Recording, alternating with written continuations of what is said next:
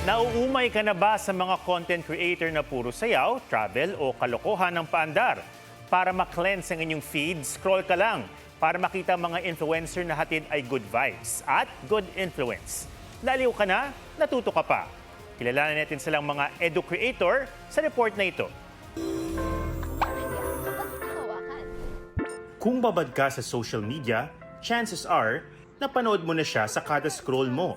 Bakit nga ba blue ang kulay ng langit? Alam mo ba kung ano ang pinakamalaking bulaklak sa buong mundo? Bakit namuputol ang buntot ng butiki tapos tumutubo? Siya si Luis Ann Nagal. Mas kilala sa kanyang signature intro as This is life! This is life! This is life! This is life!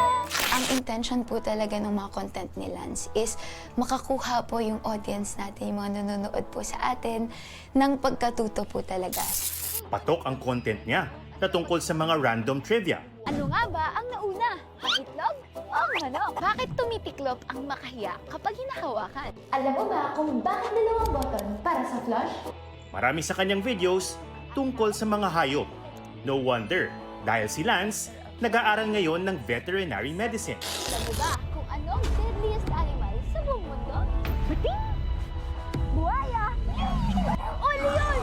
Di man po technical yung terms, pero at least na-absorb po nila. Batid ni Lance na sumusunod siya sa yapak ng mga naunang edu-creator o creator na forte ang educational content. Sabi nga po natin na we are all standing in the shoulders of the giant. Maghahanap po kami ng question na gusto po namin. Sasagutin ko po muna siya based on my own knowledge. And after po nun, i-double check po namin online, ganyan, sa mga articles, websites po talagang hinahanap namin. And scientific studies po. Gaya ni Lance, science and nature ang ipinopost ng edu-creator na si Lark Verona, isang guro at science graduate. I-analyze natin! So pinagsama ko yung science skills plus communication skills tsaka yung experience ko as a teacher for kids. Pumupunta rin si Lark sa mga lugar na hindi basta naaabot ng maraming Pinoy para mas mailapit sa kanyang audience ang agham at kalikasan. What if I told you that this place literally changed science forever? Welcome to Galapagos Islands.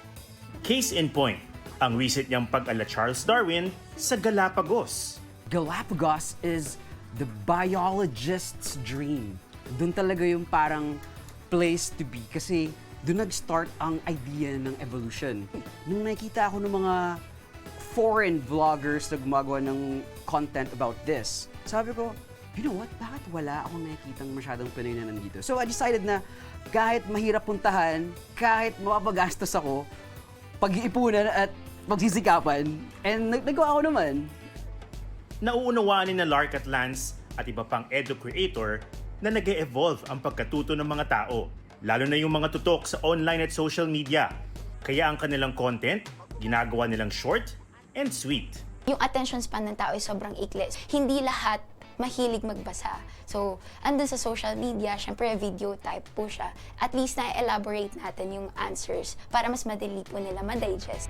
At sa gitna ng paglipanan ng misinformation at disinformation, tinitiyak ni Lance at Lark na ang content nila totoo at nakabatay sa siyensya.